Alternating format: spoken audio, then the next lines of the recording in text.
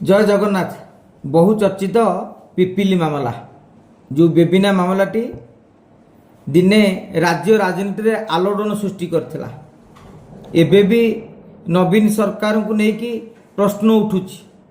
नवीन सरकार भी काठगड़ा को पलि आसती एवं सही घटना रे पिपिलीर पूर्वतन विधायक पूर्वतन मंत्री दिवंगत नेता प्रदीप महारथी मध्य अकल पड़ जाते। अनेक दिन परे पुणी बेबिना मामला कड़ लेउटाई। विशेष करिकी कोर्ट राय को लेकिन कोर्ट राय रे कहते जे पिपिलीर तत्कालीन थाना अधिकारी अमूल्य चंपती राय कार्य अवहेला करथिले, विलंबरे मामला रुजु करथिले।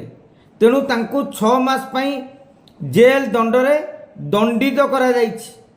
से अवसर नहीं सारे किंतु वर्तमान कोर्ट तांकु जेल दंडरे दंडित करछन्ती। माने जेकोसी मुहूर्त रे से मध्य जेल जाई पारंती।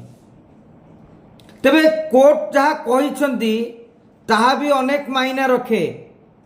कोर्ट कहिछन्ती कर्तव्य अवहेला विलंबरे मामला रुजु करिछन्ती तत्कालीन आईआईसी। आपण जानिथिबे जणे आईआईसी कर्तव्यर अवहेला सेतेबेले करे बा विलंबरे मामला रुजु करे जेतेबेले अभियुक्तଙ୍କ पक्षरु मोटा टंकार प्रलोभन दिया जाए अथवा राजनैतिक चाप पड़े। सेतिकी बेले पुलिस टिके ढिला हुंती। तेणु ए प्रसंग को लेकिन मध्य पुणी थरे चर्चा पिपिली राजनीति रे आरंभ हो गलानी।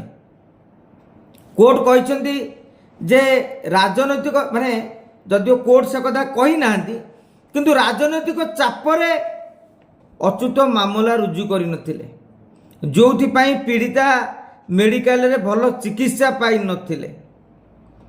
तेणु थाना अधिकारी जदि गुरुत्व बुझी 24 घंटा भितर मामला रुजु करिथांते तेबे पीड़िता बंची जाई थांते, भलरे चिकित्सा पाई पारिथांते।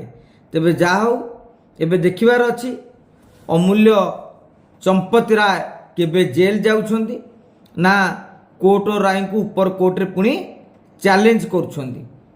किंतु एक कथा मध्य आमे कहि परिबा पाखापाखि 2011 रु एबे हो गलाई 2026 15 वर्ष परे बेबिना मामला जेतेबेले पुणी बीजेडी को गोड़ेबा आरंभ करिछि ताहा बीजेडी राजनीति को विशेष करिकी पिपिली राजनीति को मध्य अनेक मात्रा रे प्रभाव पकई पारे। जय जगन्नाथ।